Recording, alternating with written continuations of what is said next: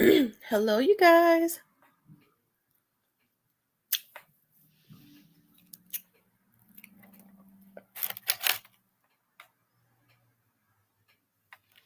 I'm gonna let y'all start getting the notification.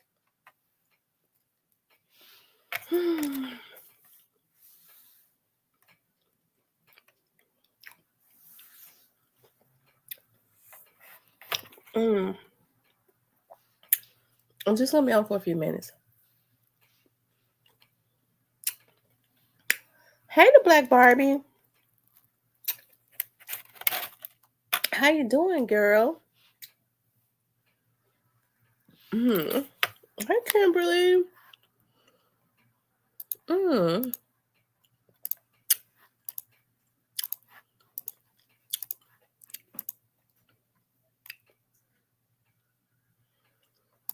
Ciao.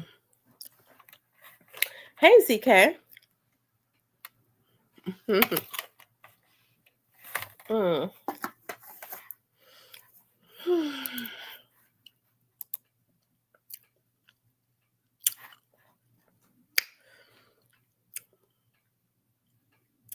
Anyways,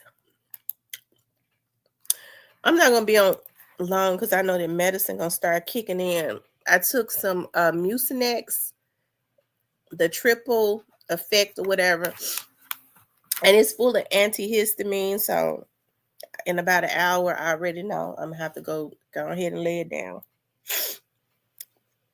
Oh, Lord have mercy. That's why I got on early because it's gonna mess my sleep up. I'm gonna fall out and go to sleep, and I'm gonna wake up at probably midnight and be wired up.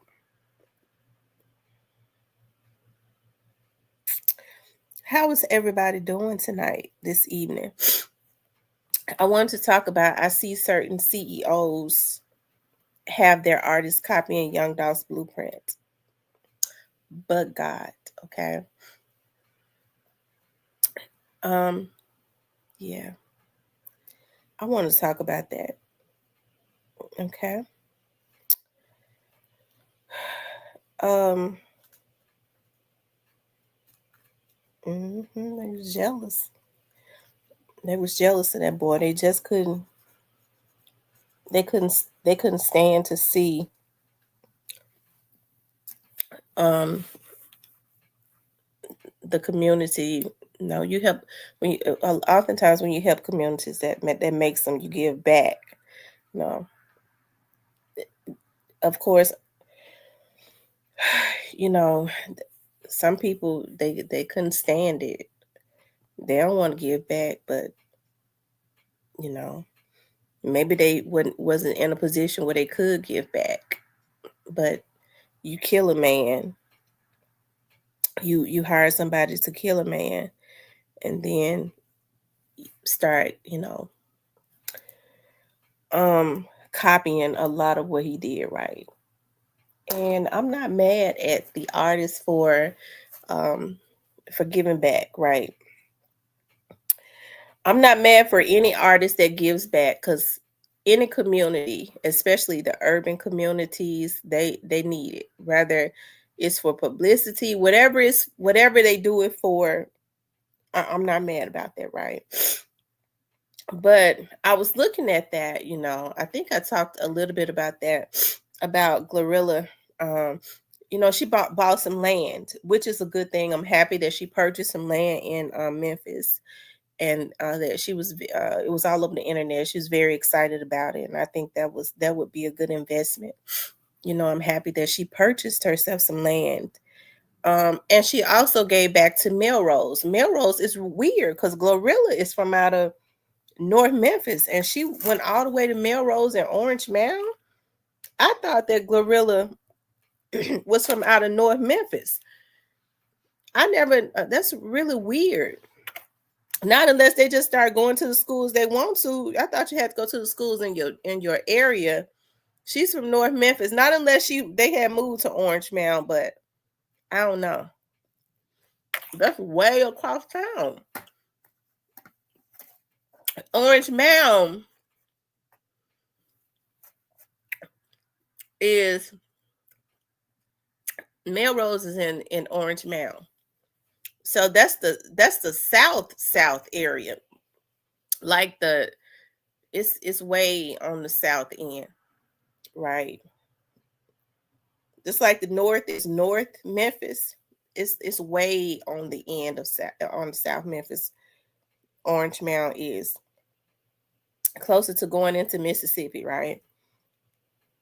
And so, like I said, I'm not mad at Glorilla, but I get to thinking about, I get to looking at now, all of a sudden, it appears to me that they're copying his blueprint, but could not stand to see him be alive. And it's so sad that, around this time, Young Dolph's family and his artists and all of that, they have to be sad. They have to relive. They should have been getting ready for Christmas. They have to relive these moments of him being killed right before Thanksgiving.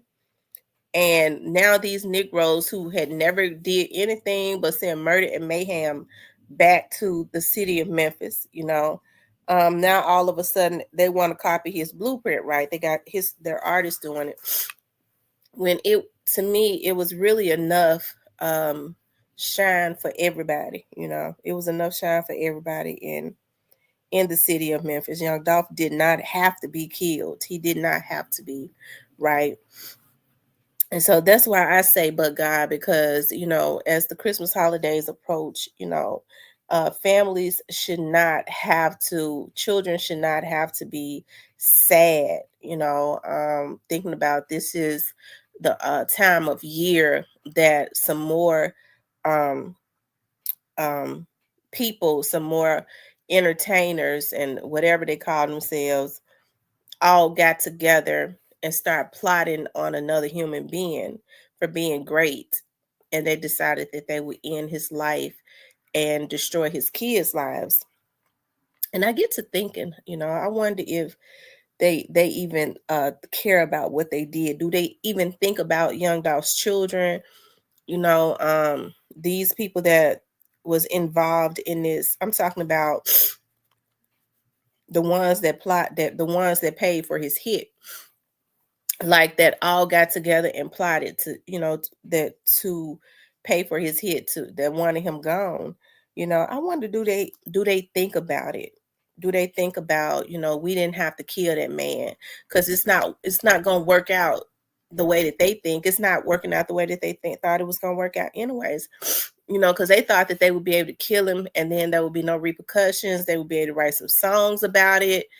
And wasn't nothing gonna happen, right? And so it really still has not worked out the way that they thought it would. I wish someone had told um some of these. I wish somebody would tell some of these young guys, that's doing anything for money, like the straight drops and all of that. I wish that this scripture had been implanted on the inside of them. What good is it for a man to gain the whole world and lose his soul? And a lot of these men, these young men and these old ones, have lost their souls, right?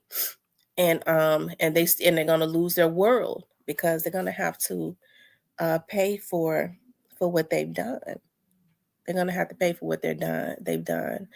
And by no means at all am I mad at Glorilla. I see that Big Homie G is doing a giveaway. So that's Endless Records, right? I think Homie G is up under either, I think he's up under Endless or he's up under whatever Moneybag is, Loaf Boy or whatever. And it ain't nothing wrong with giving back, okay? But I get to thinking, and I know they're gonna say all that stuff had been planned, but I had Grove on my show the other day, and they all them fans of the show, all of them, okay. And before anybody gets a heart looking at this and hollering about, she reaching and they give back, they've been giving back, and she did. Let me go ahead and give you a disclaimer. Eat the shit out of my ass, okay? And call it sweet, okay? Because I say what I want to on my channel. Fuck you. Okay? Lord forgive me. Lord forgive me for saying that, but it slipped out.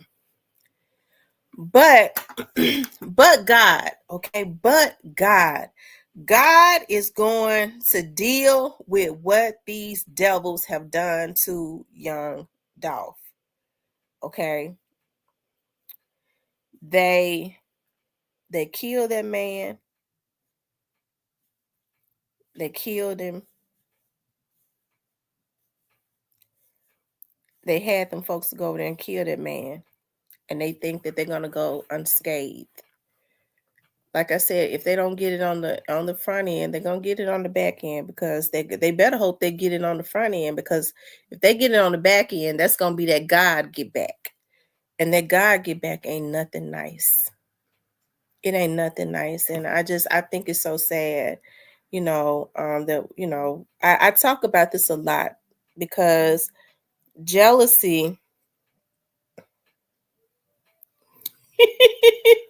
I I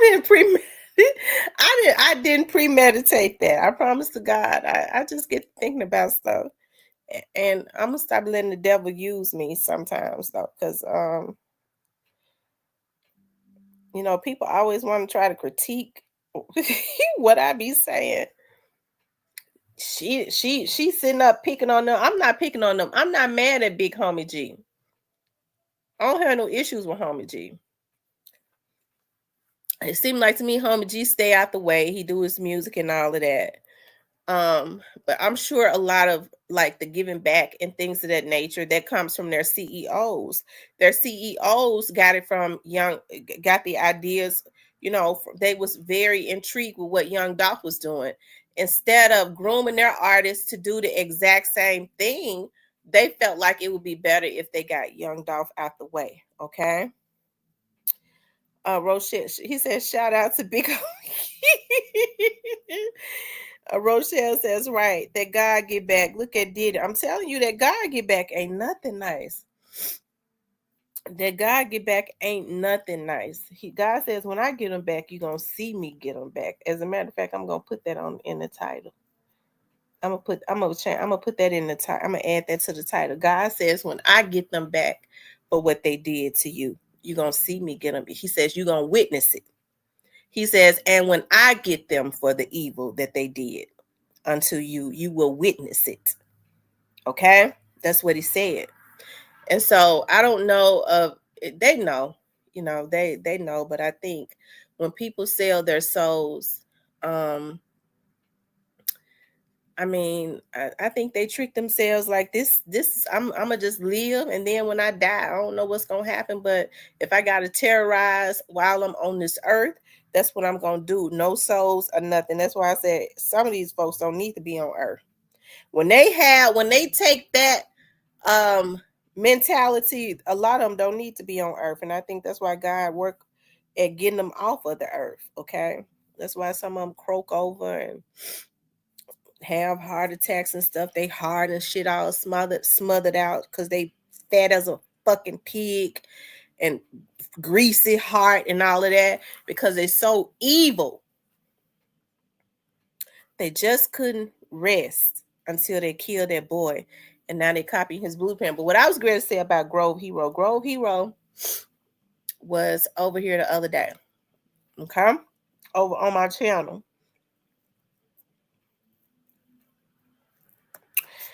And we was talking about his philanthropy and all of that. And then right soon after he do that video, all this, everybody started talking about had they artists giving back, doing this and that. And I don't think I'm reaching. I don't. I think that stuff has to be called out. I don't think I'm reaching. I'm not meddling. I'm telling the truth on these Negroes. I mean, they still jealous of the man, even though they took him away from here. They still jealous. What's Miss Tamara in everyone's house? Hey, Leo. Yeah, Grove keeping it pushing. Grove doing big things. Grove talking about his properties. So Gotti was looking, because he the biggest fan of the show. Okay. And he said, Glow, why don't you go?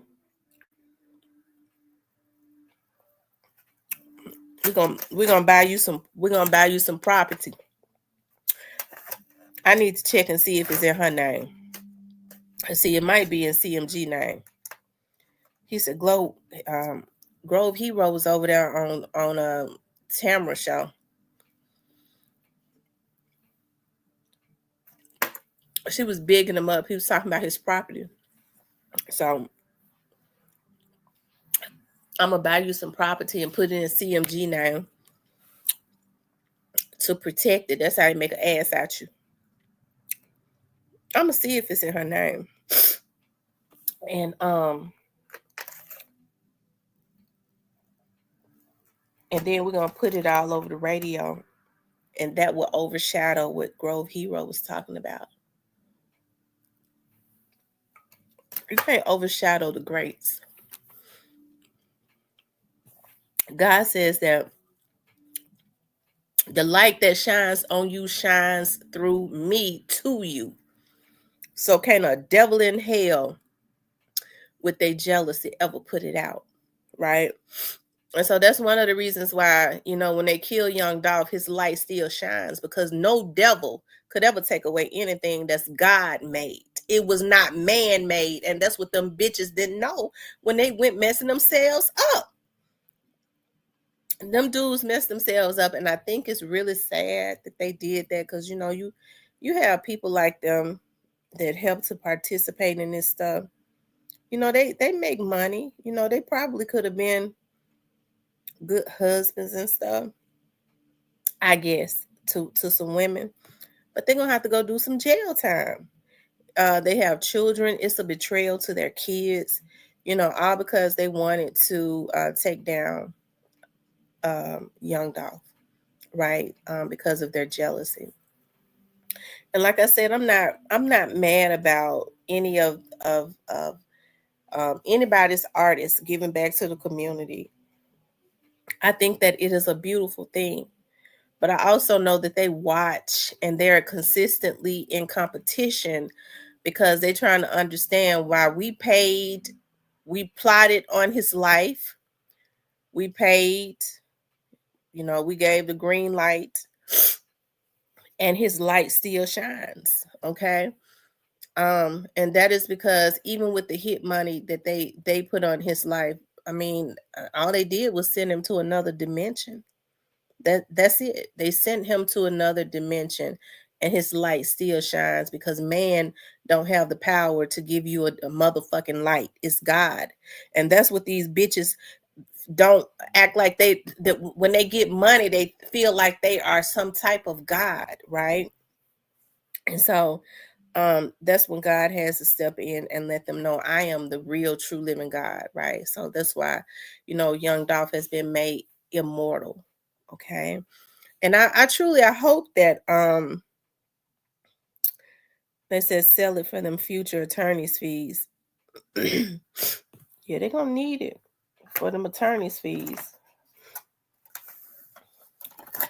They're gonna need it for them attorneys fees. But I mean, I'd rather see the attorneys get the money than for them to be constantly paying these little cats and these hit men to go to kill folks, because from my understanding, it's still happening. These folks got to be the damnedest fools. These old ass niggas. I thought when you got older, it came with wisdom. I guess it don't come with wisdom. I guess it don't, not anymore. What would make them that mad except he ain't want to be a flunky? It was pure jealousy. It was pure jealousy, because when people have a plan, let me tell you something. When people have a plan to they sit and they say, oh, okay, we're gonna get, Dolph to sign with us. And once he signed with us, we're gonna be able to control him, we're gonna chef him. We're going to be able to control him. We'll be able to, that light he got, we're going to put it out and put it on the shelf. Ain't nobody going to be able to see that light shine. Okay. They couldn't bribe him because he already had money. Once you got over about $10 million, I don't really think it matters. Okay. So they try to offer him what, 22 million or something like that. They could not even bribe him with that. That was they wanted to bribe him with that. When you already having your own money, whether he had 22 million or not, he had enough where 22 million didn't intrigue him, right? So when people have plans to try and do things to you that you don't even know about, and it does not go that way, it's something on the inside of you to go, no, you know what? I think you could be as nice as you can be. You know what? I thought about that thing. You know what? I'm a go ahead and I think I'm gonna pass on that. And they get mad as hell, and you go, dog, I was nice about it. It is because they've sat around and they had a plan, and it didn't work out the way they thought that it was gonna work out. Okay.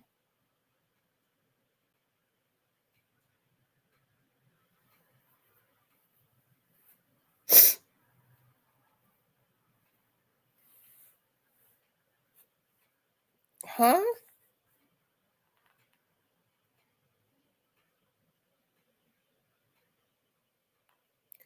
And so,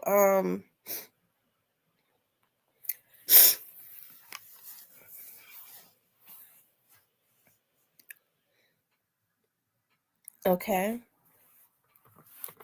And so when it don't work out the way that they think that it should work out, that's when they start getting mad, right? That's when they start to get mad. That's when they start getting mad. That's when, hey, it's plan B. Okay. We couldn't bribe them. So then now we gotta go about it another way.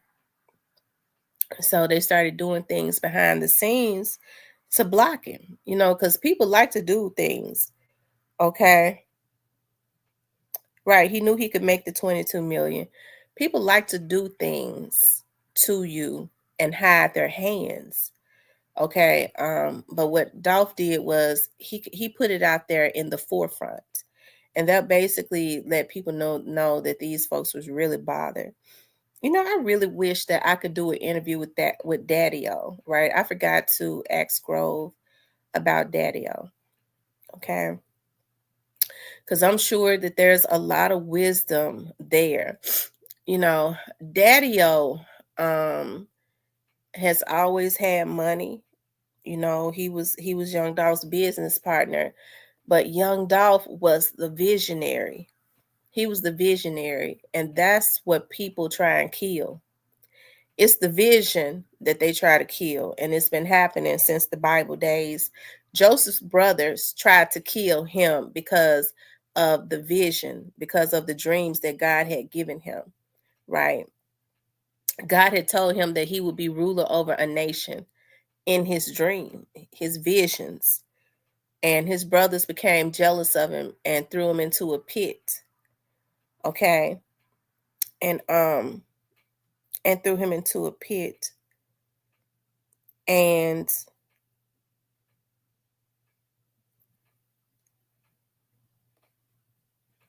and um and tried to kill him, right? Sold him into slavery. He got sold into slavery. Daddy-O makes money. He's very quiet with his money. But young Dolph was a visionary, right? And people was intimidated by his vision.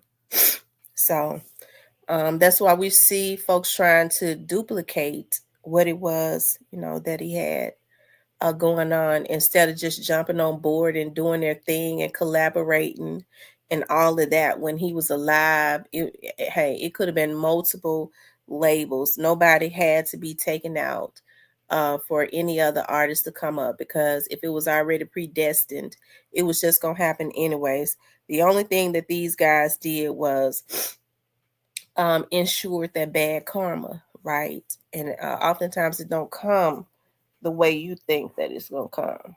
Okay.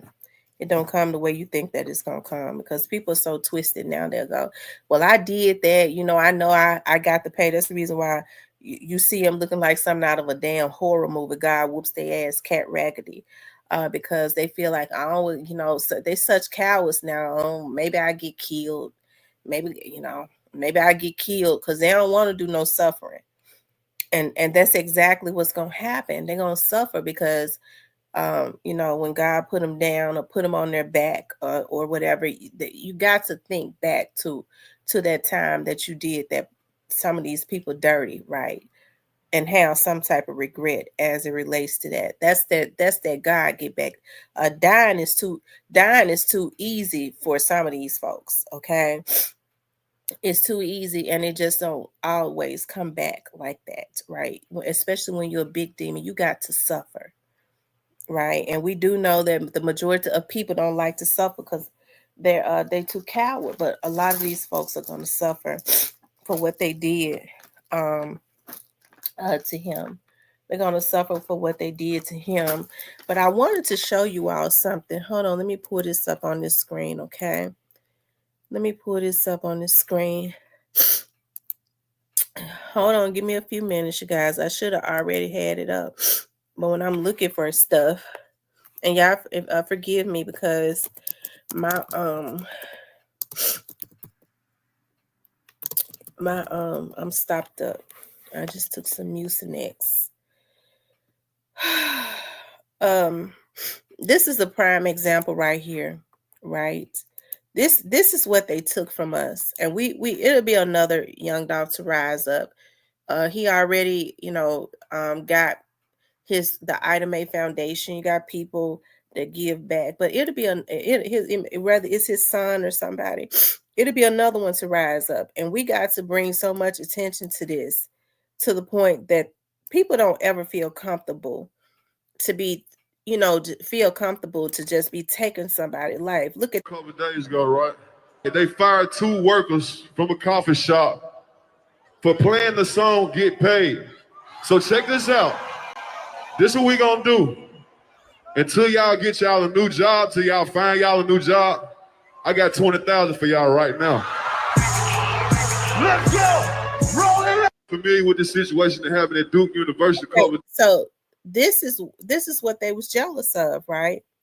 This is what they was jealous of. And I promise you, Kenny Money kind of put me in the mind of him. Hold on.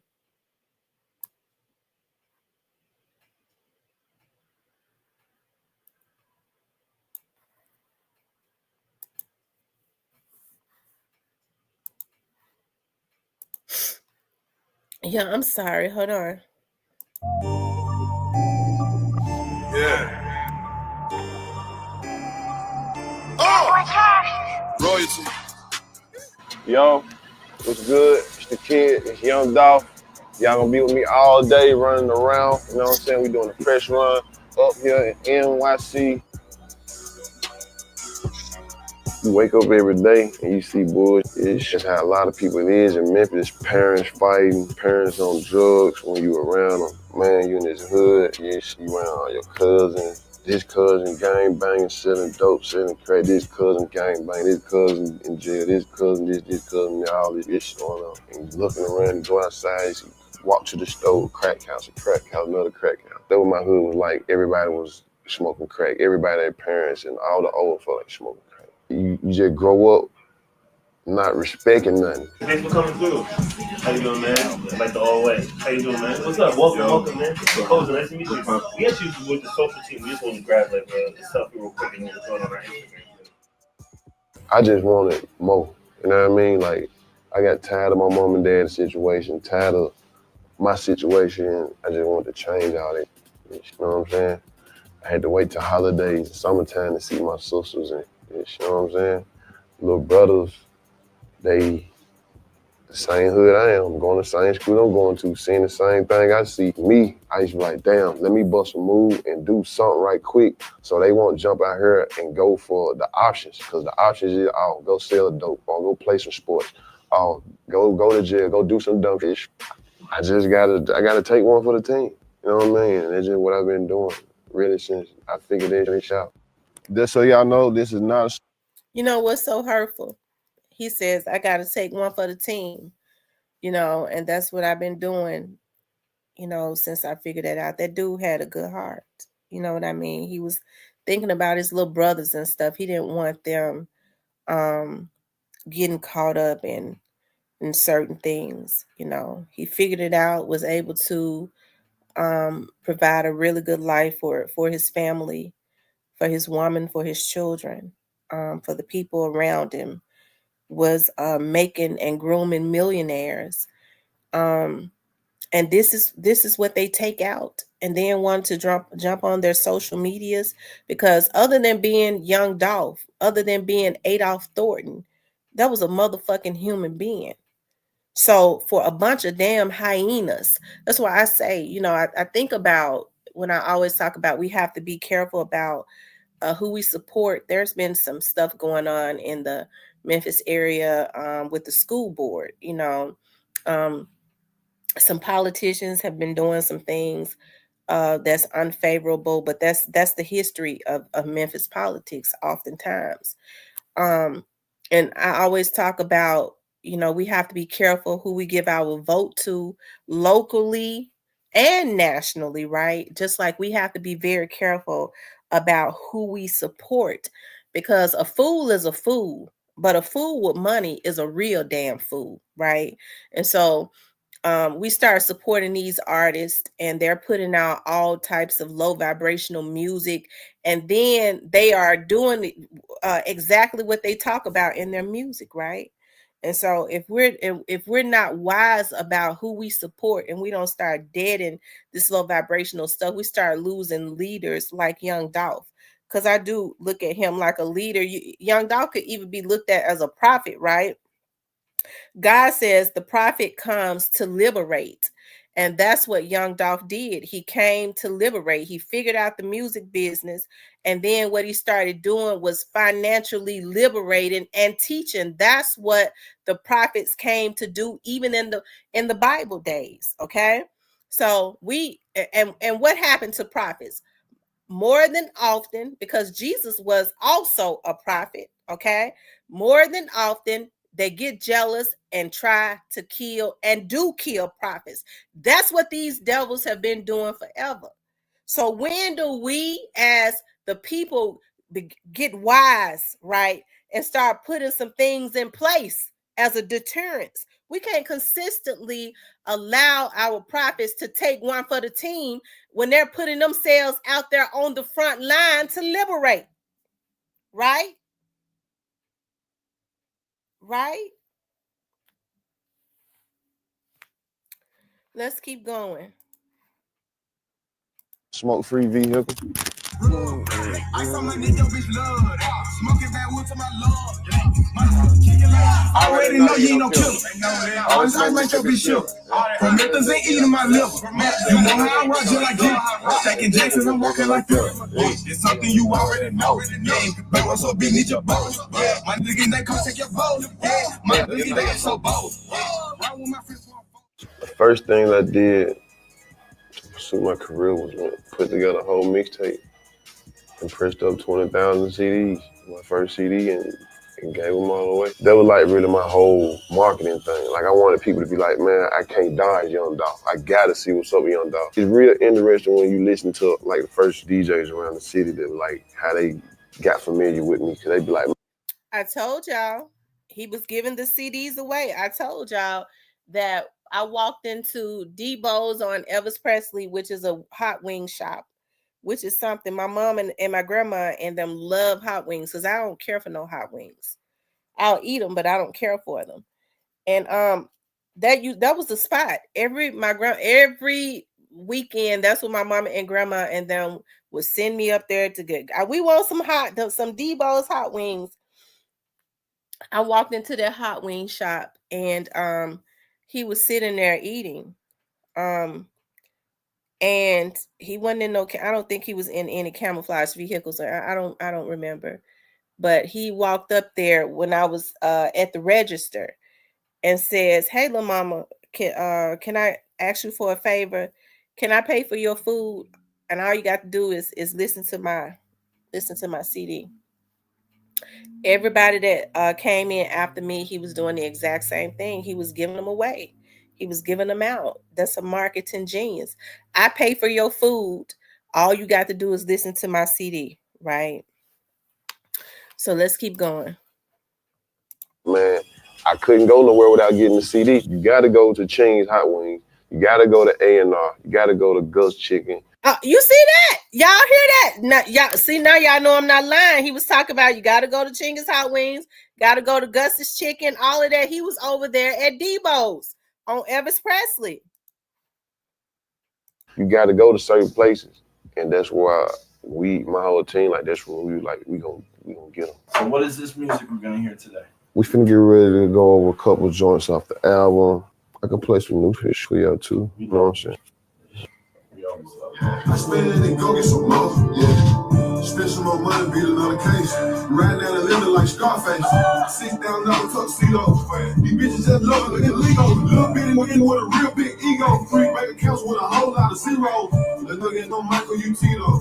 I just like I've been selling kilos. Got a lot of bougie bitches on my I got nothing but it. So that's a little couple new fish. Yeah, man. Notorious dog. OT is my boy. It was really just a whole positive situation from beginning to end. Before we even did the song, he told me like, man, I play your song at all my shows, you know what I'm saying? I like digged it. He sent me a record. He had sent me that cut and we just did it. I just told him like whatever, yeah, I'm out, just let me know what you need. Such and such. He sent the record. It went hard. I jumped right on it, sent it straight back to him.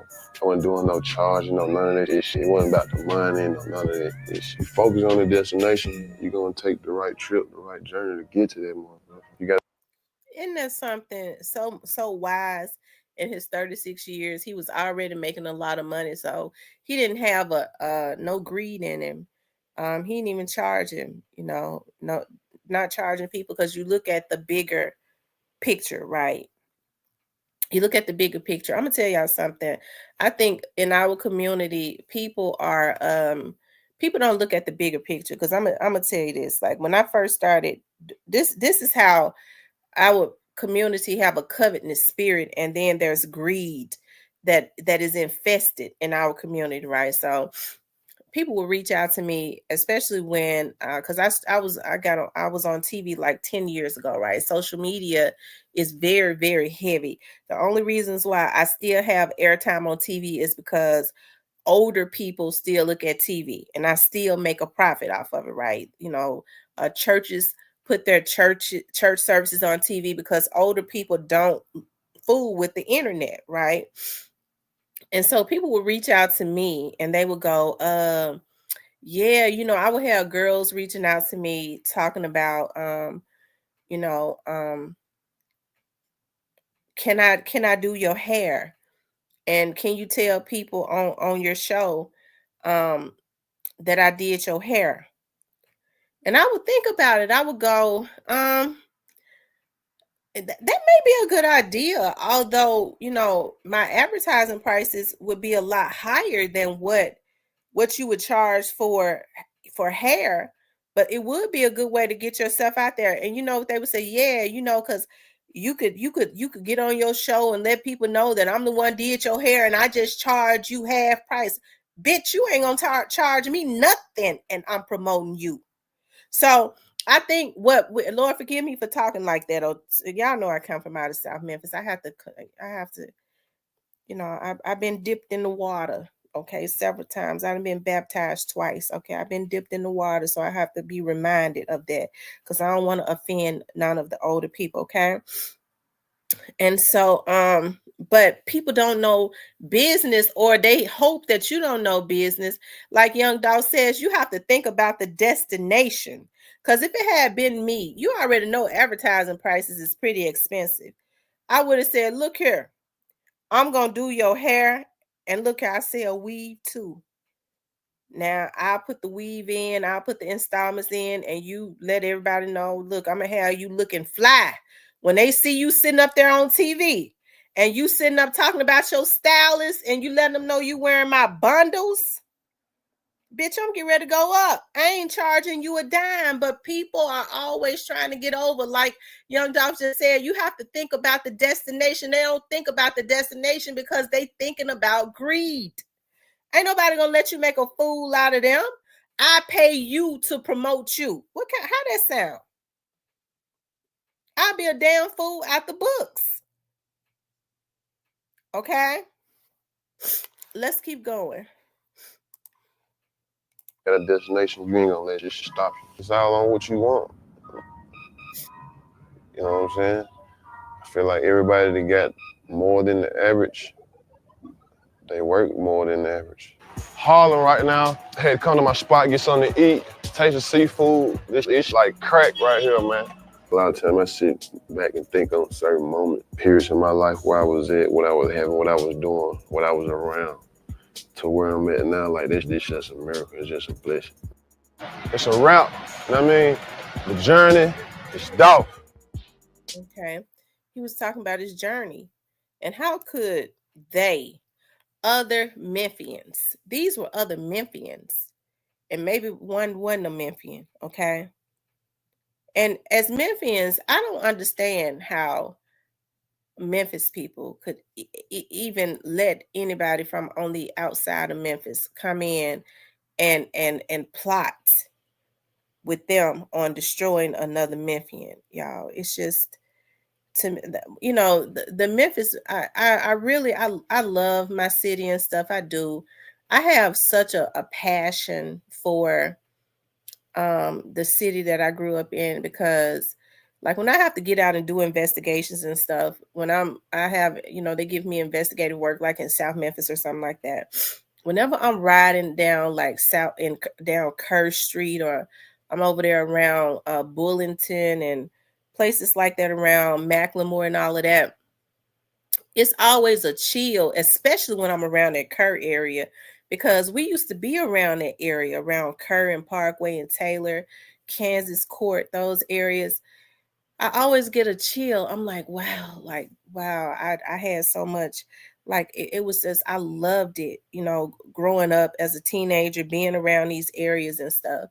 And I still get a chill, like this like overwhelming feeling. I always start welling up. I go, wow, like I just can't believe this, you know, that you know, I was around these areas and I loved it, right? So I always get even excited when I'm riding down those streets. You know, I always go back and go like around the Clementine area and go down the back streets, the Alcee Park and stuff, because I like to go those trails that we had to go when we were walking home from school back to the projects from Norris Elementary, right? And so when I think about that, I go, dog, you know, we all came from the same places, a lot of us, whether it was in North Memphis or if it was in South Memphis. You're supposed to have a passion for your city. How in the world could you ever sit up and plot on the demise and betray a city that helped to put money in your pocket by taking away somebody that was helping people within an impoverished city? Some people just don't have no hearts, okay? Some people just don't have no hearts. Okay, but let's look at, I want to show y'all something else, okay? Y'all, we just reminiscing. Hold on.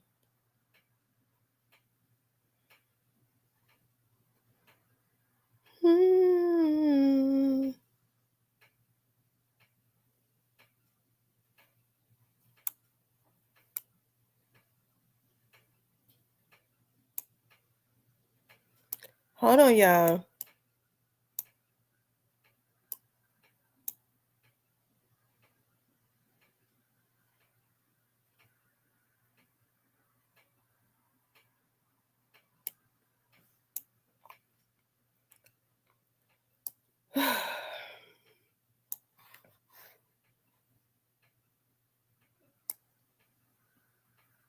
Hold on for a second, you guys. I'm gonna let you all see what I'm doing.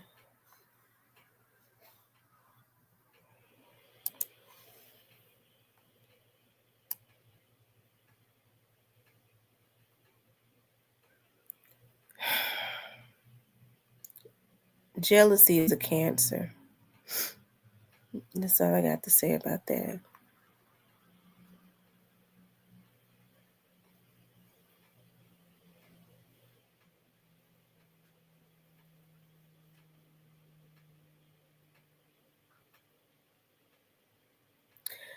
See, that's Grove Hero right there doing his thing on Dolph Day.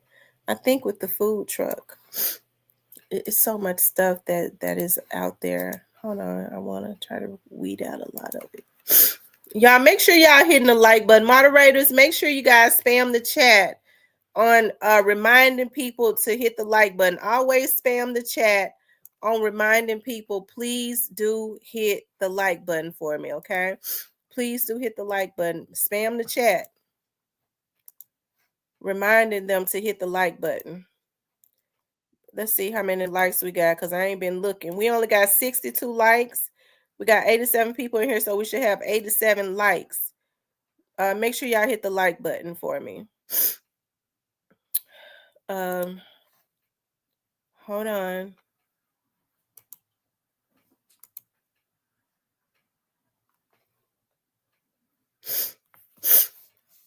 Like, share, and subscribe for me.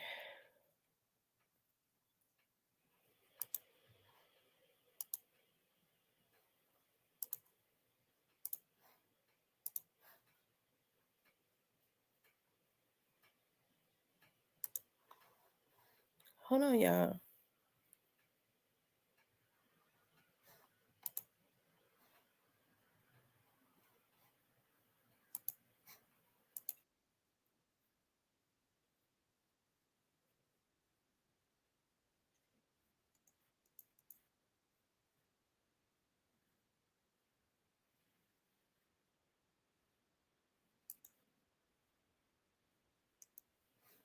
Hold on, you all. I think this was the year before he was killed, I think. Was a sign of hope. It was hope for a lot of families at Memphis. No, this is in 2016. Families all over South Memphis will be thankful Thanksgiving Day for the opportunity to have a traditional Thanksgiving dinner. What are we gonna name this turkey?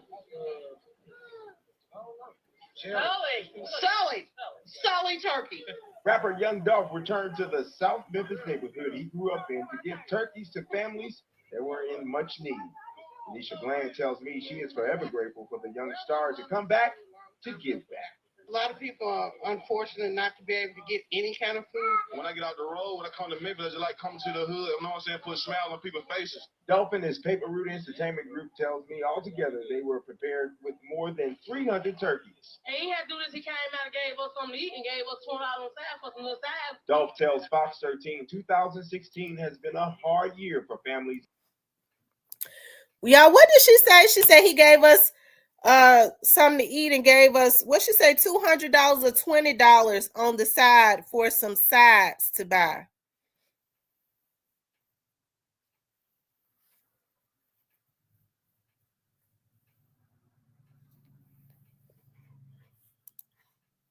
Hold on. The turkeys. And he had to do this, he came out and gave us something to eat and gave us $20 on side for some little side. Dolph tells Fox.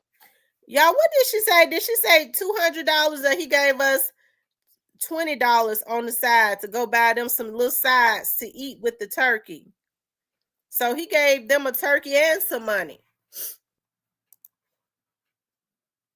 13, 2016 has been a hard year for families in his hometown, losing loved ones too soon to violence. Dolph says this giving back is to show that he hasn't forgotten his roots, and hopes that this small token in the form of a turkey will bring Memphians together to end the violence. Really, it's small to me, you know what I mean? I just feel like this what I'm supposed to do. Everybody out here didn't even have a turkey, but you just gave everybody a turkey. Now, That was in November 25th of 2016. Starting after November of 2016. That's when they really started aggressively trying to kill him. Hold on. Let me see some of you all. Let me see when they first. Let's see.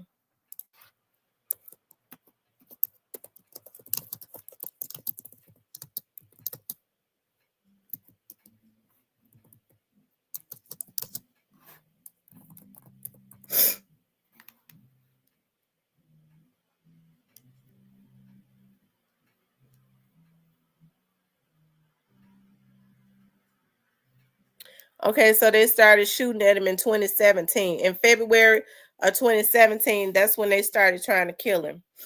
That's when they started trying to kill him. You know, I guess they says, I mean, they could see that he was gonna be pressure. He was giving back. That helps your popularity too. You know, it makes the people love you even more when you come and help those in need. And his light has started to shine more because it was the light that shined from God.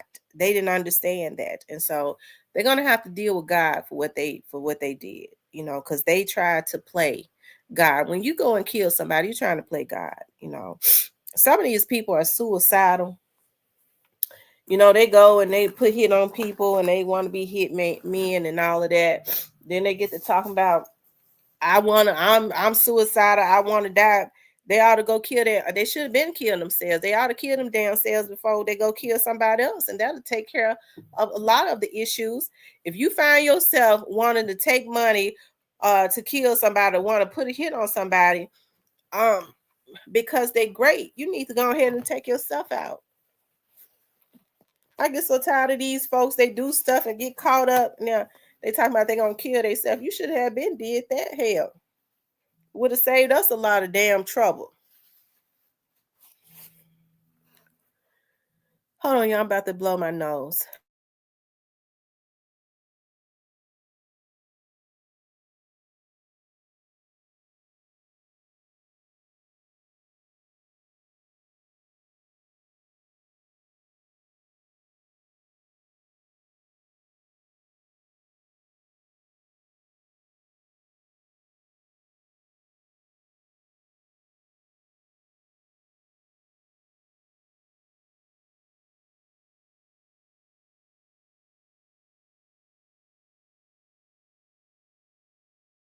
Okay, you guys, hold on.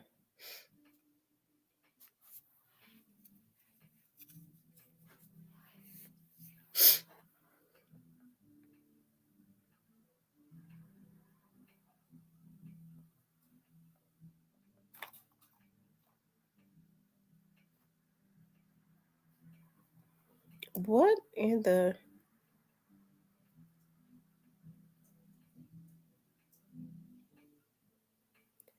$20?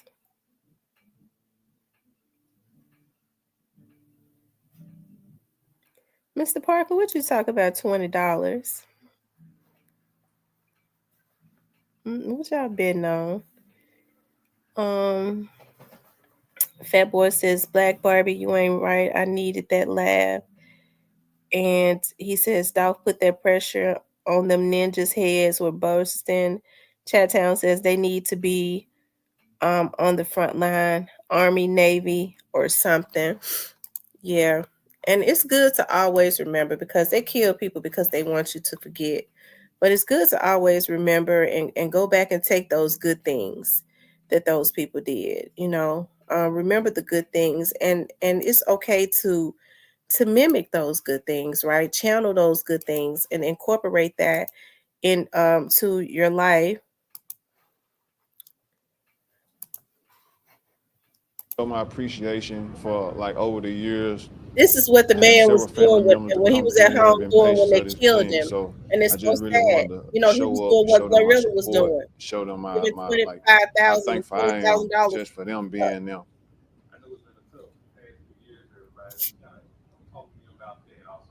Can you imagine how good it would Um, have been for Glorilla For them to get an got artist like my aunt, she's Gorilla, currently and she's here. giving to Like, she has Melrose cancer. and My grandmother her had money cancer. to where My she's uncle giving had to cancer. Young Dolph, still And giving they all money came to the through these community. doors. She never, Young And I just God wanted ain't to never gave nothing. show up and But you just really know, thank them for what they Homie do, G giving because back. it ain't an All easy these job. artists Like, would have it's continued kind of giving back. That would have hard. You know what I mean? helped Just seeing the people Memphis in those community conditions. a Like, some whole people be lot. more down than others.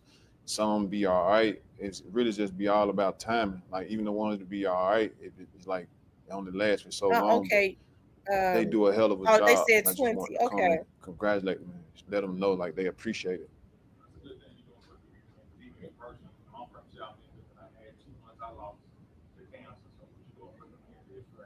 Yeah.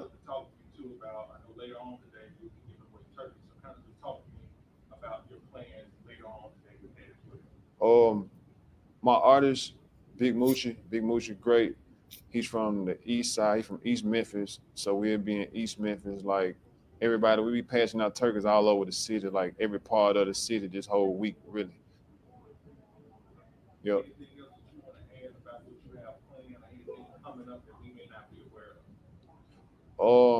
Not really, just the same, typical, same as usual. You know what I mean? Like, I appreciate all the love, all the support throughout the whole city. Appreciate the Item A Foundation. That's what we're doing it for. That's what it's all about. And really just showing love and spreading love. Yeah.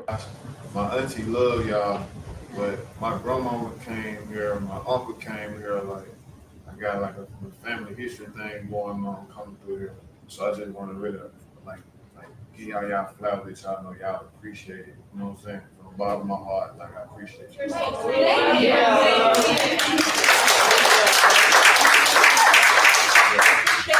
Appreciate you.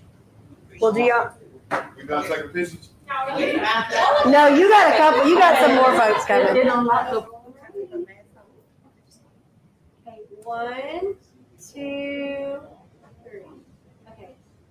All right, I took a couple so y'all can check it out. Thank you. For sure. Appreciate it. We appreciate you so much. And you supporting us, it just means a lot to really recognize it and understand what your fans appreciate it. Hey, my kids are going to die that I'm standing this close to you right now. No, they ain't. They gonna Yeah, die. they are. All right, 1, 2, 3. Thank you. Yeah. Thank you. Really, we thank you so much. How you doing? Here you go. You want yours? You know this? Yeah. All right, you want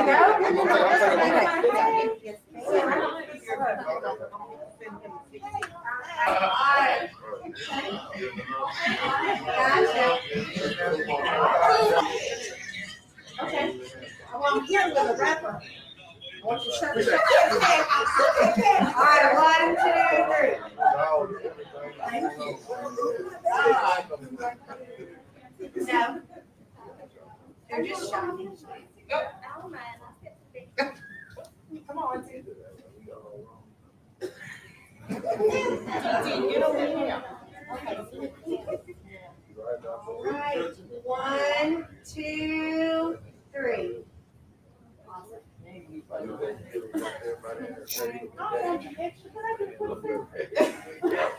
Y'all know what I'm thinking about. I wonder who was lurking, who was stalking him that day, because Cornelius says he wasn't with him until, according to Cornelius, they didn't come and get him until their Wednesday. So the very day that he was over there at the right there at the cancer center giving back, they was stalking him that day. Okay. Thank you.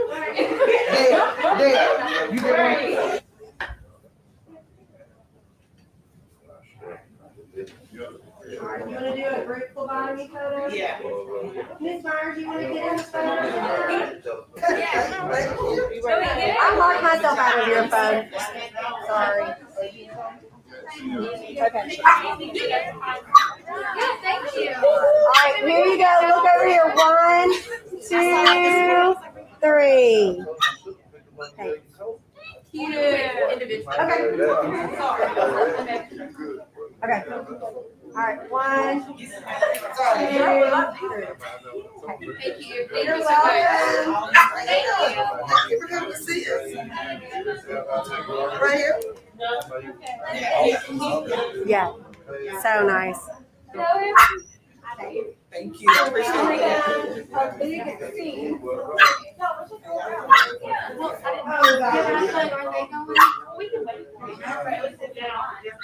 Oh yeah, y'all. Okay. All right, here. You'll go right after.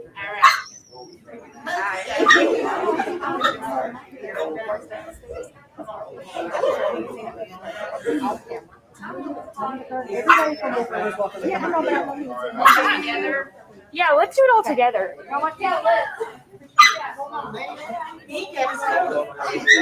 know you do. Y'all let them all in and they can go around that way so we can spin too. Yeah. Do y'all want to just make your line this way? Sure. One by one. Do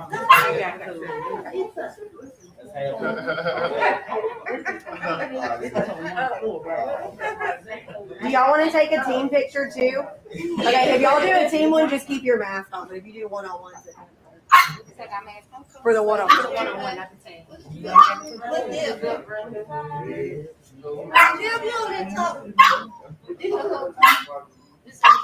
I can hear.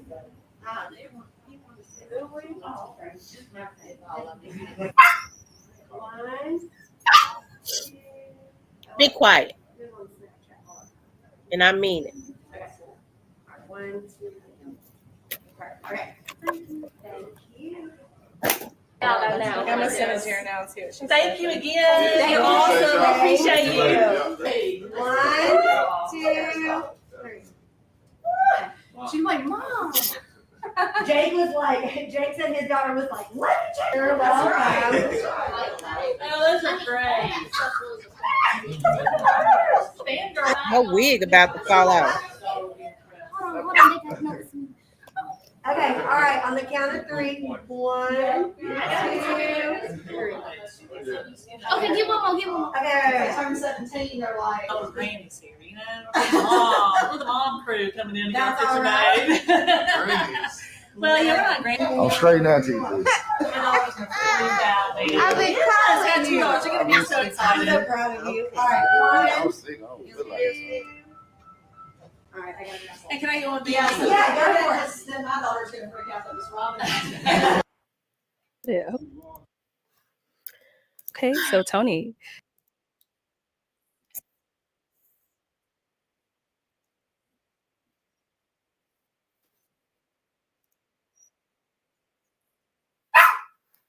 Okay. Hold on, you all.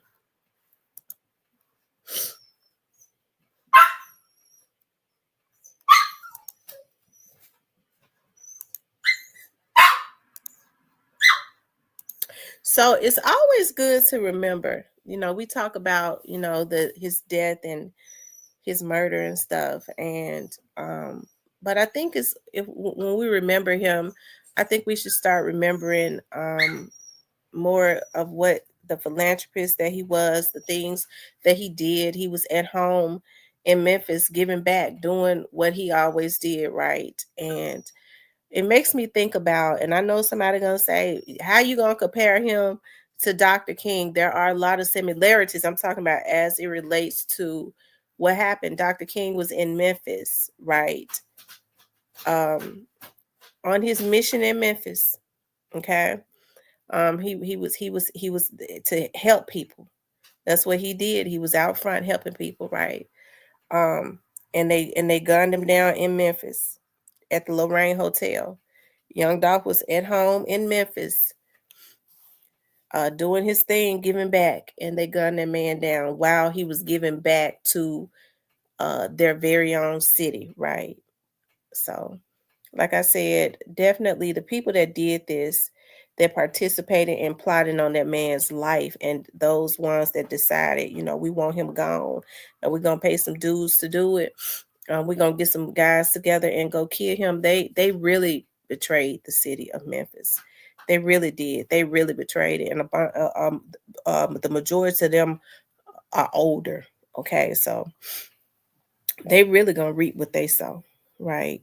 Because God says, whatever a man thinketh, that's what he is. So those who was thinking about doing it, even if they didn't pull the trigger, if they participated in, I mean, it was just like them pulling the trigger, right? So that's why I said, you know, but God, you have to reap what you sow. You have to reap what you sow.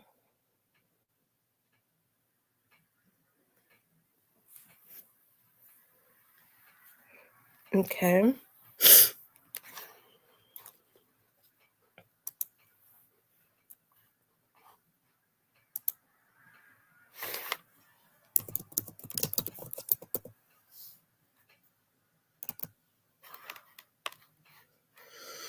And so that's why, you guys, I never,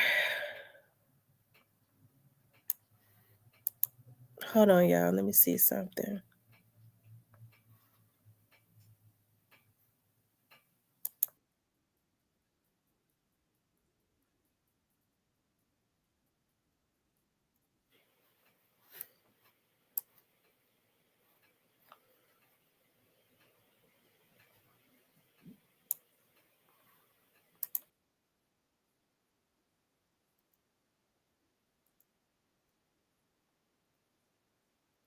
Like, this street shit ain't for me. I need to get a job, or I need to do certain shit, or I need to like do other shit. Yeah. So it's like, I this really what I formed this shit for. You know what I'm saying? Like, shit, I gotta form some kind of way, man, so I can, like, my niggas can get out the hood. You feel what I'm saying? Yeah. Instead of me just taking out, going, doing, and taking on with my life. Like, I just really look at this shit like, shit, I just feel like I owe it to my homeboy. You know what I'm saying? So anything ever happen to dog shit, it'd be like, you know, I'm gonna provide a way for my family and shit, friends, everybody, you know what I'm saying? Get them some bread. You feel what I'm saying?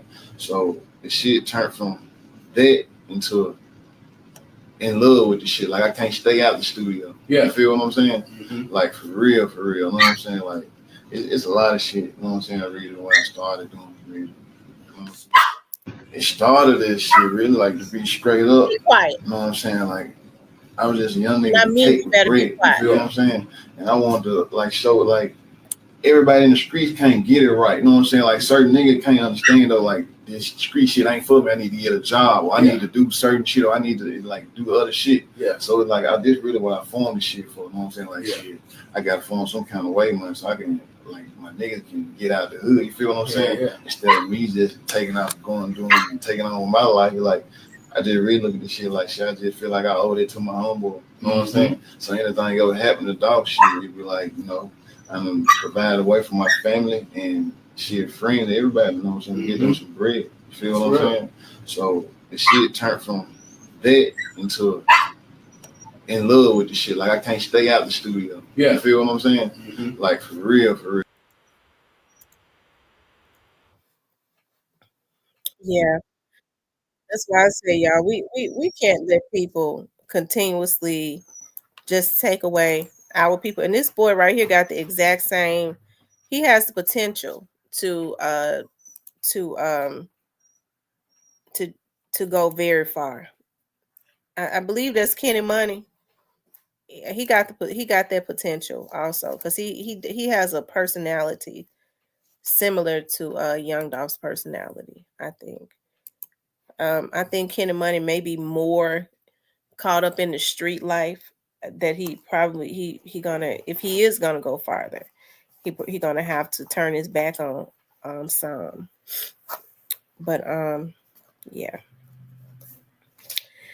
Anyway, y'all, what y'all talking about in the chat? And so what I did was I played all those videos because, like I said, I want us to remember more so all of I want us to remember, like, his life. You know, I think what these people that plotted on him and they were so jealous of him and they wanted him, you know, they wanted him dead. I think when we start talking about his death and all of that and not remembering him as he was and remembering all those good things that he did, I think it gives these dudes that plotted on him, because they so evil, an orgasm We get to talking about they killed young Dolph and he dead, and he was over there at that cookie shop showing his arm and stuff dangling out the window. That gives them a hard on that. Oh, they coming everywhere. They just coming everywhere because it gives them an orgasm. Nasty, dirty bitches. But when we start talking about and remembering, showing this man was a philanthropist, his star still shines bright. Okay? It makes him go sniff a line. Okay? It makes him go sniff a line. They talking about his star should still shine bright. We didn't do nothing. But when we sitting up arguing and they killed him and talking about he was showing all of that stuff, yeah, they love it. They ain't have to kill him. They was wrong. They took away somebody good. Coming all in their damn hand. Okay? But we're going to keep that star shining bright. They're going to have to go sniff another damn line until they overdose. Okay? Hopefully they croak over. Okay?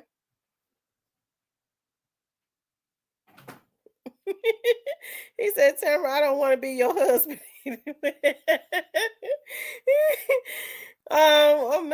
Fat boy, you back in the chat cutting up. And so it makes them want to go and they go, okay, his star still shining bright.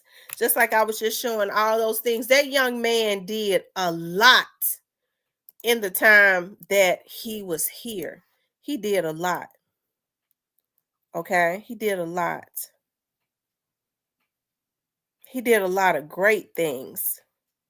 But depending on what you're doing and what you're trying to do with it. And it's independent. Yeah. That's a song, or is that a project? That's a song. And you like, I'm finna make this my single. I'm finna go up with it. I'm finna stay on it. And I'm finna go up there with it. Hell yeah. You need $250,000 just to get business. $250,000 to $1 million. And where do that go to? Everything. All the way around the board. It's a machine. It's called a machine for a reason. You got marketing. You got marketing on the streets. You got marketing on the air, on the radio, marketing on the internet. It's a machine. You can't just do this over here and not do this over here. It's like, nah, bro. So you can't be broke independent.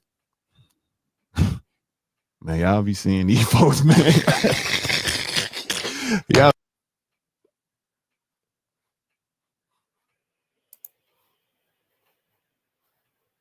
$1 budget to $1 million budget. Depending on what you're doing and what you're trying to.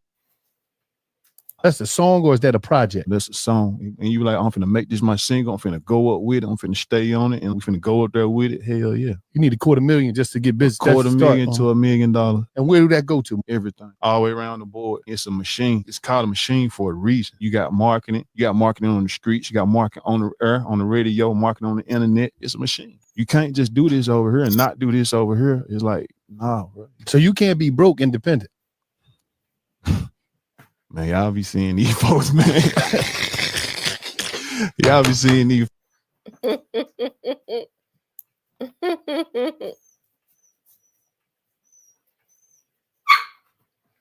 at Trey. Trey has such a light and a glow in his eyes.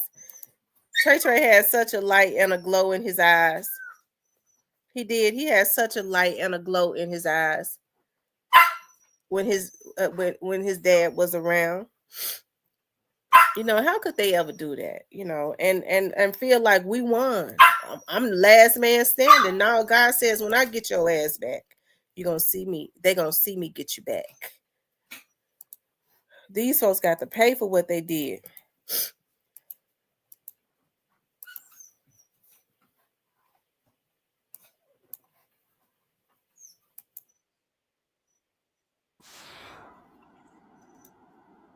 That ain't nobody never been in my position, in my shoes.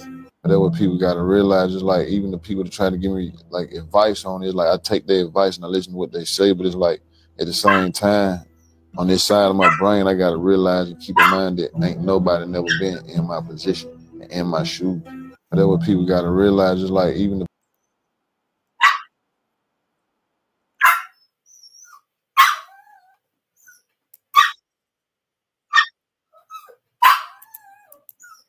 Be quiet. Lord, I tell you. I tell you, it's so much that he did, you guys. And like I said, this is just, like I said, remembering him, that he was a philanthropist. He was always a philanthropist. And if, you know, just imagine all of the help people could have been receiving, you know, if they never killed young Dolph. And you got Glorilla being a philanthropist and giving back like young Dolph did. You got, now you're starting to see other artists around the city giving back like Paper Route Empire was doing. Can y'all imagine, like, when I'm talking about how help could have been circulating all around the city of Memphis? But instead, you have people that are so selfish, they decided to go kill that man. They decided to go kill that man. And it's just sad on so many levels. It is. It's sad on so many levels. Anyway, y'all. Ciao.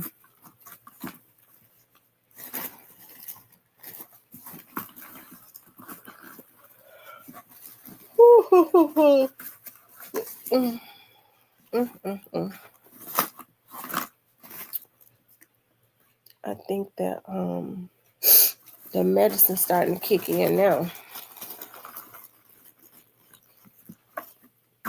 You all, Christmas is coming up in a few days. Okay. He says Dolph, Daddy-O, and Rollo Monday together, oh my God, could have been historic. Yeah, I can't understand why these people would go. Let me show y'all something. I want to show y'all something else. I know I'm doing too much, but I ain't ready to do nothing but lay down and go to sleep. But I want to show y'all something because my head and stuff stopped up.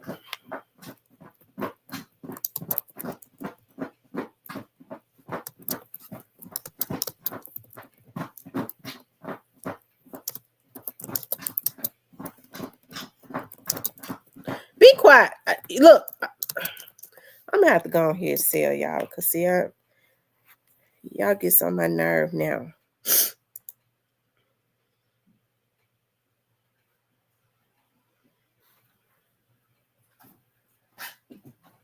Hold on, y'all.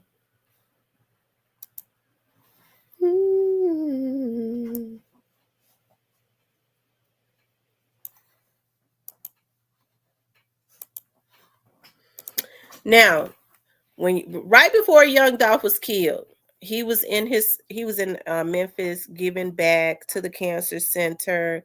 Had all of his artists given to different parts of the city, to include the parts of the city helping those communities of the people that killed him, right? And the ones that plotted to kill him, right?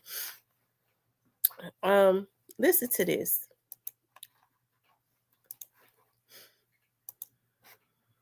Like anybody, I would like to live a long life. Longevity has its place. But I'm not concerned about that now. I just want to do God's will. And He's allowed me to go up to the mountain. And I've looked over and I've seen the promised land. I may not get there with you, but I want you to know tonight that we as a people will get to the promised land.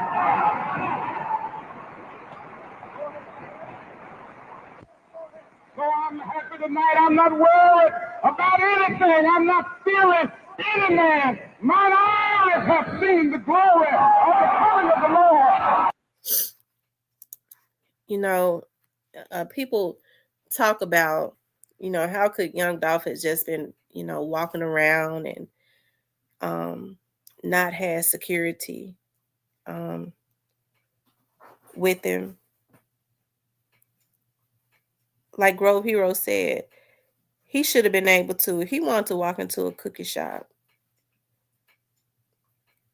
he should have been able to walk into a cookie shop and get him some cookies like he was doing without somebody killing him, right? And he walked in there and we saw him walk in there on the camera and he didn't look like he feared no man, right? He was minding his own business. He was not paranoid, nothing. He walked in there to get him some cookies, right?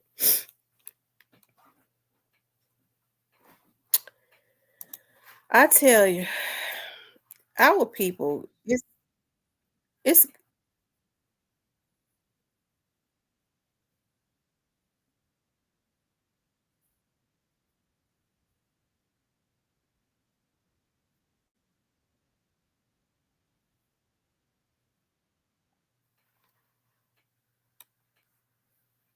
hold on, you are.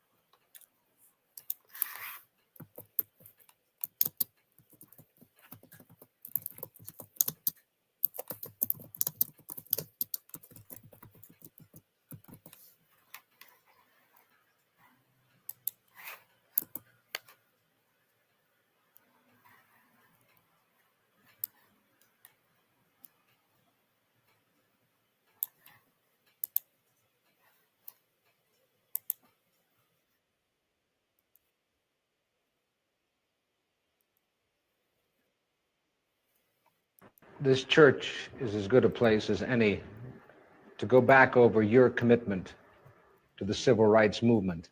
When you went out from here into university and then you went to Montgomery, Alabama and started the bus boycotts there, what was the philosophy of the civil rights movement as you saw it then, more than 10 years ago? Well, I would say then the philosophy was that we must go all out to use legal and nonviolent methods to gain full citizenship rights for the Negro people of our country. Of course, that particular struggle and that philosophy centered on breaking down all of the barriers of legal segregation. So I would say that in that period, the basic thrust for the gaining of citizenship rights for Negroes was to end the humiliation surrounding the whole system of legal segregation.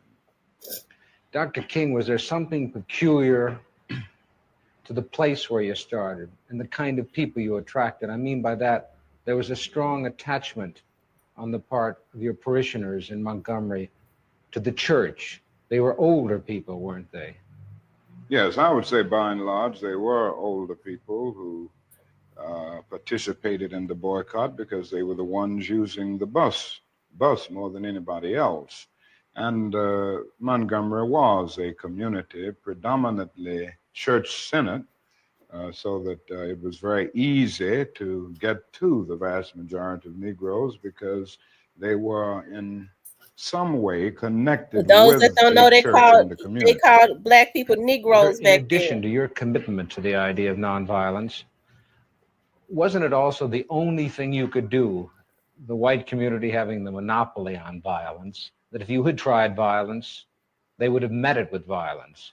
It was the only device open to you, wasn't it? Well, I'll put it another way, that morally, I was led to nonviolence because I felt that it was the best moral way to deal with the problem. We were seeking to establish a just society. And it was my feeling then, and it is my feeling now, that violence is certainly much more socially destructive, and it creates many more social problems than it solves. So I was led to nonviolence for deep moral reasons. Now, there is no doubt about the fact that in our struggle in Montgomery and all over the United States for that matter, nonviolence is also practically sound.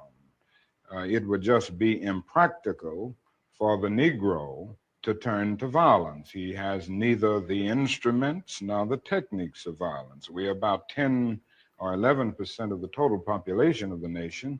And I would say we're about 1/10 of 1% of the firepower. So it would just be totally impractical and unwise and unrealistic for the Negro to think of violence. Well, I saw this in the beginning in Montgomery, but this wasn't the basic reason that I turned to nonviolence and that I believed in it as a philosophy. I turned to it because I felt that it was the morally excellent way to deal with the problem of racial injustice in our country. Is there something about nonviolence that made it, and I use that in the past tense, that made it more useful among Southern Negroes than the ghetto Negroes of the North? I wouldn't say there's anything that makes it more useful to Southern Negroes. I think it is true that we've had more nonviolent movements in the South because the problem for many years was more crystallized and, in a sense, more visible in the South. We didn't have many civil rights activities on a massive scale in the North until 3 or 4 years ago. So I would say that we just haven't had a chance to experiment on a broad scale with nonviolence in the Northern ghetto. I have the feeling that nonviolence is as applicable and workable in the Northern ghetto as it is in the South. There's a larger job there. The frustrations at points are much deeper. The bitterness is deeper. And I think that's because in the South, we can see pockets of progress here and there. We've really made some strides that are very visible, and every Southern Negro knows that he can do things today that he couldn't do 4 or 5 years ago. Wherein in the North, the Negro sees only retrogress, and he doesn't find it as easy to get his vision centered on his target, the target of opposition, as he does in the South. Consequently, this is made for despair and at many points cynicism, a feeling that you can't win. And it simply means that we've got to develop in the North a massive job of organization and mobilizing forces and resources to deal with the problem in the urban ghettos of the North, just as we've done it in the South. Well, in the South, particularly in Alabama, you had visible villains, Jim Clark. You heard him say organization. Cattle to prods, get things police done. dogs. That's something But we in the don't North, have you don't now. have those visible villains. Isn't it hard to get your people aroused and directed at something that isn't visible? Well, that's exactly right. And this is what I was saying when I said it's harder to see a target. In the South, in the nonviolent movement, we were aided always, on the whole, by the brutality of our opponent. It isn't the same way in the North. The other thing is that you don't have legal segregation in the North as you do in the South. So it is much more difficult to get people to see exactly what you're doing, but it isn't an impossible job. It's a hard, it's a tedious job at times to get people to be aroused from their apathetic slumbers, but I still feel that Negroes in the North can be motivated just as they were motivated in the South. And I think as time goes on with the growing economic deprivation in the Negro community, it will even be easier because people will come to see that not only is something wrong in general, but something is wrong in particular in their own economic and housing situation. Well, what is it? I mean, how do you find it? It's very subtle in the North, is it not? It's subtle, but it's becoming much more visible. Anybody can see that the schools are more segregated in the North today than they were in 1954 when the Supreme Court rendered its decision declaring segregation unconstitutional. Anybody can look around the ghetto and see that ghetto schools are predominantly segregated and devoid of quality. Anyone who moves through a major ghetto of our country will see the housing conditions. People don't have to be reminded that they are forced to live in slums in many instances, and they're often rat-infested, vermin-filled slums. And it isn't too hard to see the exploitation that the Negro confronts in the ghetto, where he is forced to pay more for less and constantly trying to make ends meet, but because of either no job as a result of unemployment or a job that is so economically unprofitable that the person can't make ends meet. And I think they see all of these things, and more they're coming to see them. And we Because still dealing with before the the same stuff people today of the North that were he's looking talking to the about South, back in the they 60s. supported And we the got the struggles nerve of to the be South. killing each Now other they're and coming to taking see out leaders that their that's putting back problems are within this very community. real, and they've got organized to grapple with them. Was there something hypocritical about the fact that the South existed and the North could point the finger? And then when the Civil Rights Acts were passed in the early 60s, you couldn't point the finger anymore? Well, there was no doubt about the hypocrisy of large segments of the nation on the whole question of racial equality. I think the best example is that many of the senators from the North and the West, and congressmen generally, who voted for civil rights legislation in 64 and even 65 with the Voting Rights Bill, refused last year to vote for civil rights legislation because it dealt with an issue applicable to the North, the whole housing question. And this, it seems to me, was the greatest expression of the hypocrisy of many of our citizens and many of the senators and congressmen of the North. But isn't that part of the dilemma now? That people knew that Negroes were being denied what was guaranteed to them by the Constitution, by the fact that they were citizens of this country. Then when they were given those rights, do you feel the white community said, well, we've given them all that we have, now it's up to them? Well, I think the dilemma is much deeper, and I think one during this period of transition has to be very honest with America. And honesty impels me to admit that America has broad racist elements still alive. Racism is still existing in American society in many areas of the society, North and South. And the other thing is that there has never been a single, solid, determined commitment of large segments of white America on the whole question of racial equality. I think we have to see that vacillation has always existed, ambivalence has always existed, and this to me is the so-called white backlash. It's merely a new name for an old phenomenon. I see the white backlash as a continuation of the same ambivalence and vacillation of white America on the whole question of racial justice that has existed since the founding of our nation. I think the other thing that we must see at this time is that many of the people who supported us in Selma, in Birmingham, were really outraged about the extremist behavior toward Negroes. But they were not at that moment, and they are not now, committed to genuine equality for Negroes. It's much easier to integrate a lunch counter than it is to guarantee an annual income, for instance, to get rid of poverty for Negroes and all poor people.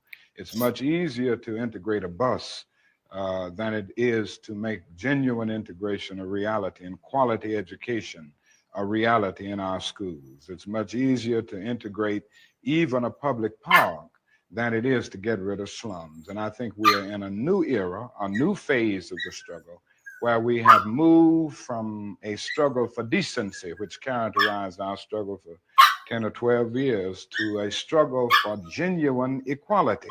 And this is where we are getting the resistance, because there was never any intention to go this far. People were reacting to Bull Connor. Now, let me just say this. They want us to believe that Dr. King died because he had a dream for all people to be equal. Okay, that was in 63, right? Dr. King died because he woke up. They killed him because he woke up. And I'm playing this for a reason. Because I've seen this before, a lot of what he's talking about, a lot of the equalities that he was talking about back in 1967 is the same stuff that's going on to this very day. And we as Black people got the nerve to kill a prophet every time a prophet rises up. That's the reason why we don't have any in our community. Right?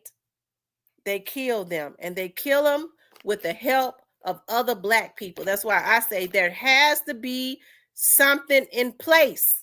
Now, I don't mind moving militant as it relates to that. As a deterrence, you can take some money to take out a profit that's helping the community. Motherfucker, you don't hit a lick at a snake, bitch. You had the opportunity to give back and you didn't. The communities that help to make a lot of these folks rich, you can take down a prophet, a leader, if you want to. Bad news gonna meet you home. Let me continue on, because I get mad. And to Jim Clark, rather than acting in good faith for the realization of genuine equality. Do you think white people in this country, and I'm talking about non-segregationists, people devoid or thinking they're devoid of racism, do you have any idea of what they want the Negro to be in America? Well, it depends on the level that we are talking here, because I think you have to make a distinction between the people who are genuinely and absolutely committed in the white community on the question of racial equality. And I must confess that I think they're in a very small minority. I think the vast majority of white Americans will go but so far. It's a kind of installment plan for equality, and they are always looking for an excuse to go but so far. Why are they looking for the excuse? What is it?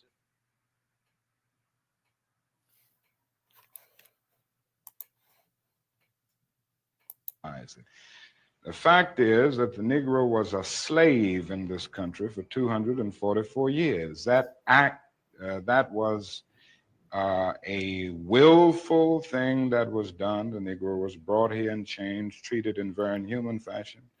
And this led to the thingification of the Negro. So he was not looked upon as a person. He was not looked upon as a human being with the same status and worth as other human beings. And the other thing is that human beings cannot continue to do wrong without eventually rationalizing that wrong. So slavery was justified morally, biologically, theoretically, scientifically, everything else. And it seems to me that white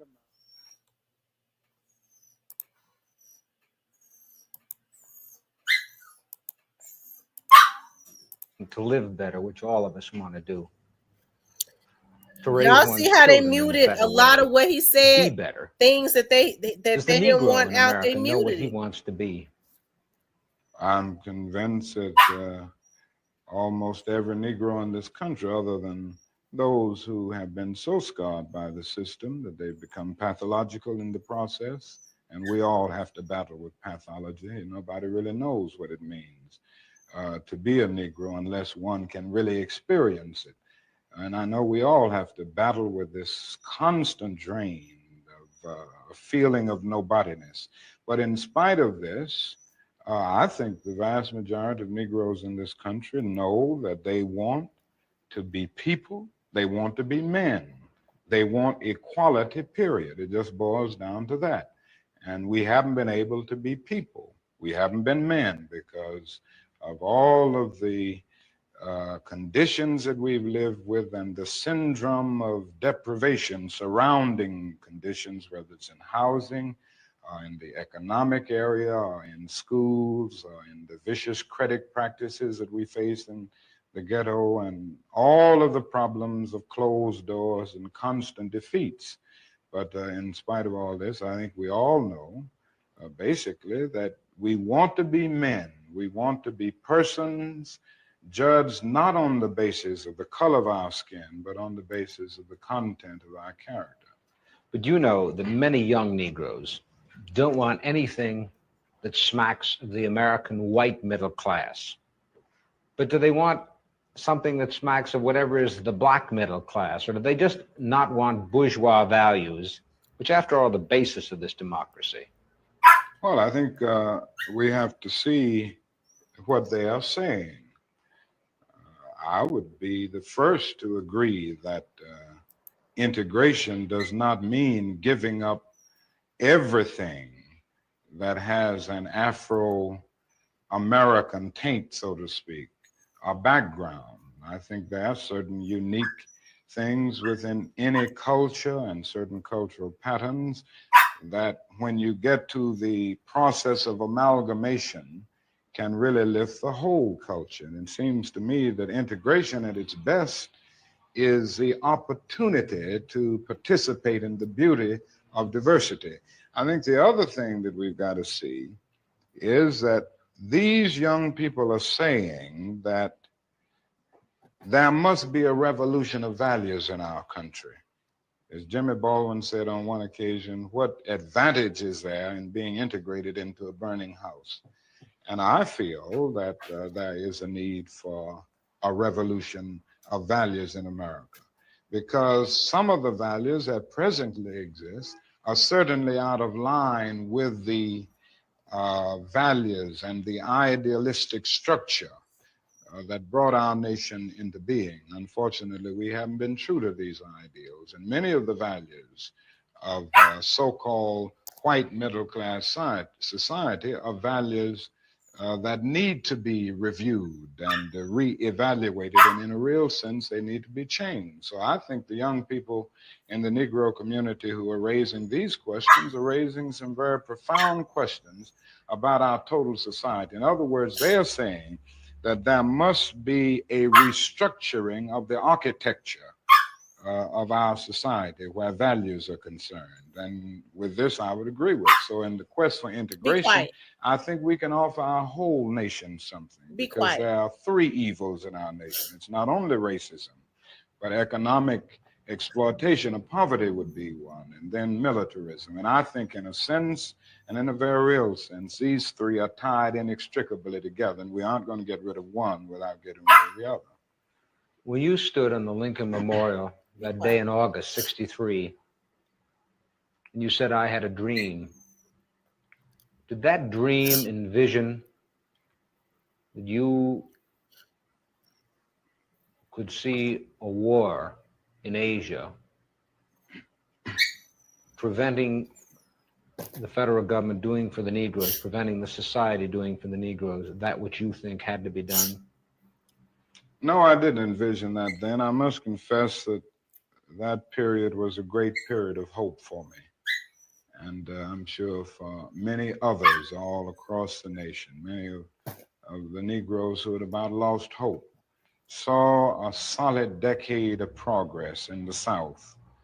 And in 1954, which was, 64, 1963, 9 years after the Supreme Court's decision to be in the March on Washington, meant a great deal. It was a high moment, a great watershed moment. But I'm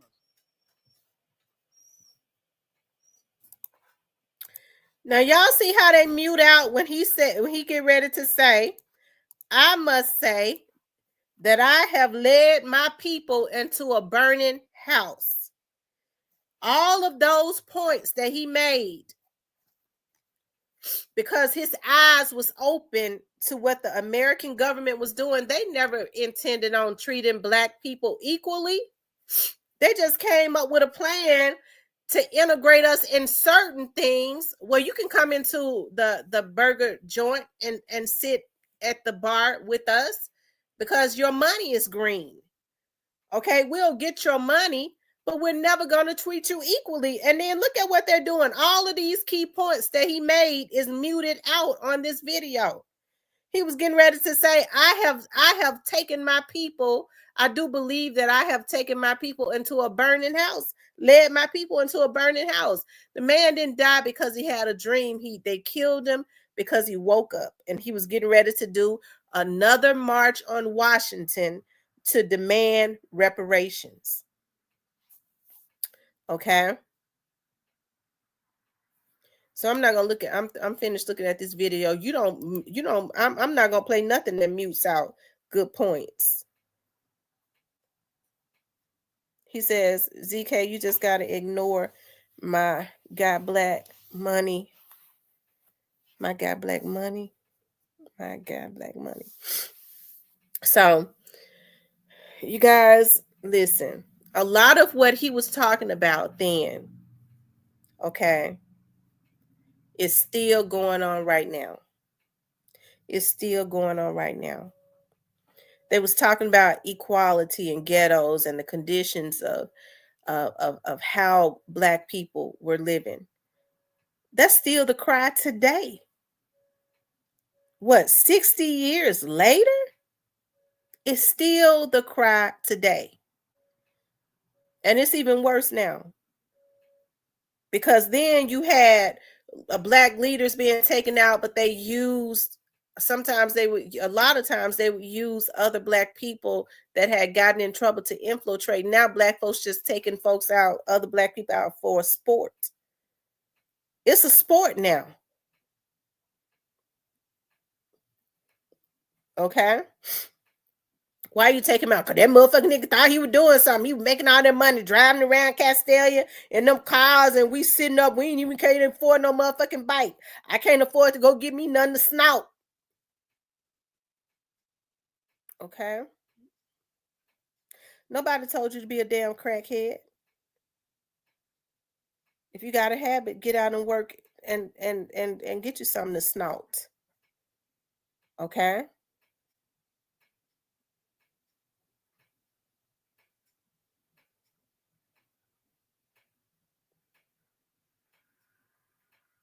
But it's a darn shame. I'm saying. That's what I'm talking about. These folks feel like I snout. So I can't even give me nothing to snout. He wouldn't give me nothing, so I can go get me something to snout. Well, go get you a job so you can snout as much as you can snout and overdose too. Okay.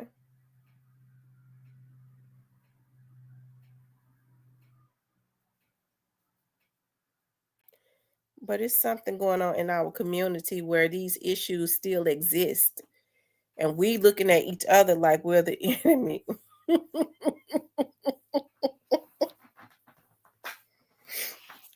The Alabama hitter says, as long as he was fighting for his people to y'all know. Alabama hitter says, as long as he was fighting for his people to spend money at white businesses along with them, they let him make it. When he started asking for money and speaking on Vietnam, they said he gotta go. And he was getting ready to do, what was the name of that march that he was getting ready to do? Because the first march that they did in Washington was called the People's March. He was getting ready to, like a month before he was killed, they was going back doing another march on Washington, and I forget the name of it. I'm gonna look it up. They was doing another march, and he was going to demand reparations because he found out that they was giving all of these other nationalities or whatever, races, money. They was giving the Jews money.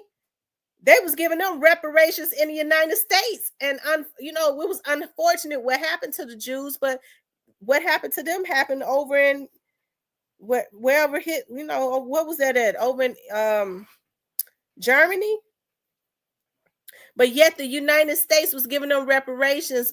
Black people was sold into slavery and forced to be slaves, and they told the blacks to pull themselves up off of their bootstraps. And he was going back to Washington to demand reparations. Okay? To demand reparations. Okay?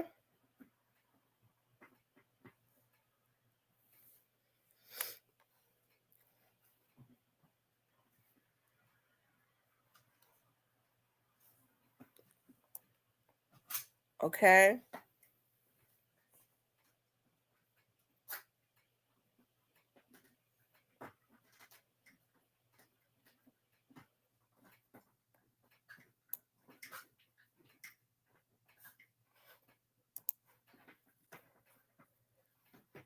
Hold on, you all. I'm going to see if I can find a video of where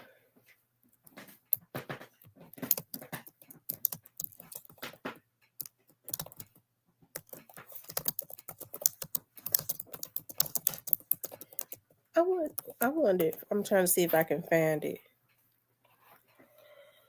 You know, a lot of those videos and stuff, when he opened his eyes to what was going on, they tried to, just like they muted that out. They muted that out, y'all. They muted it out.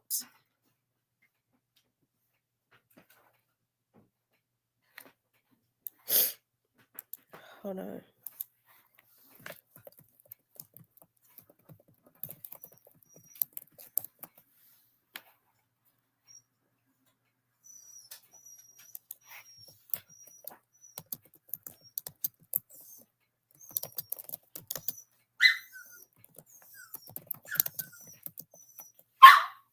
Be quiet.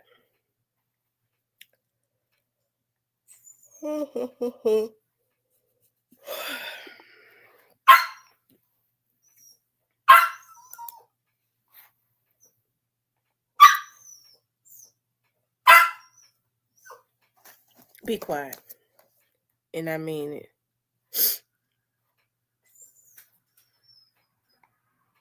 I can't find it. But I think it's good for you know, us to always go back and go back to the beginning and be reminded. Okay. To go back to the beginning and be reminded of what happened, you know, what our ancestors and stuff went through. Blood being shed. I never said that young Dolph was innocent. You know, we all have flaws. Dr. King had flaws. But you had somebody that had a heart to give, that wasn't tripping on money, was able to get everything that he wanted, and was helping to create wealth, and was going to even more so, right? So, like I said, we cannot just keep allowing people to kill leaders to quench their own thirst and jealousy. Okay. And then think that they can just live happily ever after. He did. We gonna model everything he was doing. We gonna get artists and model everything that he was doing. But God says, when I get them back, you gonna see me get them back. Okay. Anyway, y'all, that medicine starting to kick in. I'm gonna get on off of here because I told you I took that medicine full of that antihistamine, and I done got tired now. I figured being on here after about an hour or so, it was gonna kick in. Okay, y'all know I got a bad cold, child. Anyways, you guys, I appreciate you all being on here tonight. Okay.